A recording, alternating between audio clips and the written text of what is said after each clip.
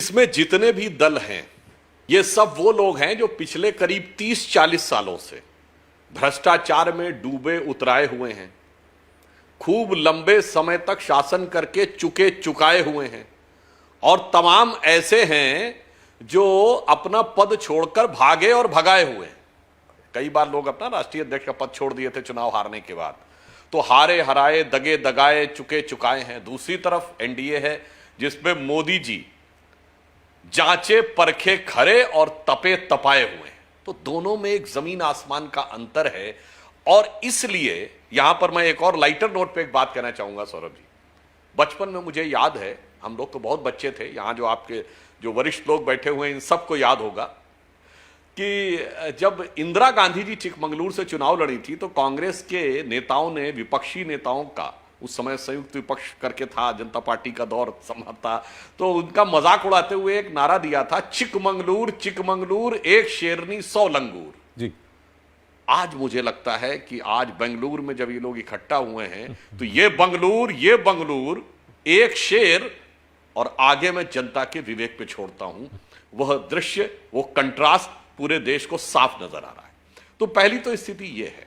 अच्छा, दूसरी बात, इंडिया और भारत की जहां तक बात है, तो अभी जैसे अग्निहोत्री जी कह रहे थे, बात सही है। अगर सिर्फ नाम की बात है तो भारत का अंग्रेजी में नाम इंडिया प्रचलित है, जो नहीं होना चाहिए था मगर प्रचलित है, संविधान में भी लिखा है इंडिया दैट इज भारत।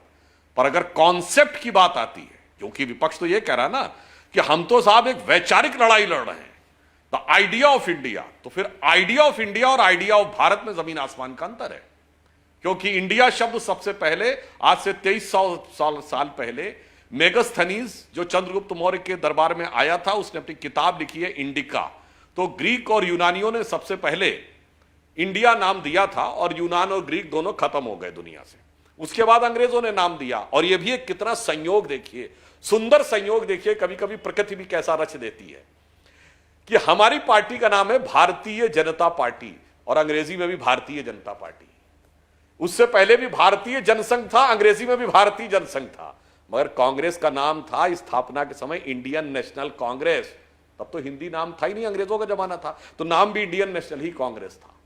और इसीलिए दोनों में एक फंडामेंटल डिफरेंस है। मैं याद दिलाना चाहता हूं कि जब 16 मई सन 2014 को मोदी जी के नेतृत्व में भारतीय जनता पार्टी और एनडीए, और पहले एक बात और कह दूं, हमारे अलायंस का नाम है एनडीए, नेशनल डेमोक्रेटिक अलायंस, जिसे हिंदी में कहते हैं राष्ट्रीय जनतांत्रिक गठबंधन। अब ये जिन्होंने इंडिया नाम दिया अपने अलायंस का, उनसे पूछे उसका हिंदी नाम क्या है।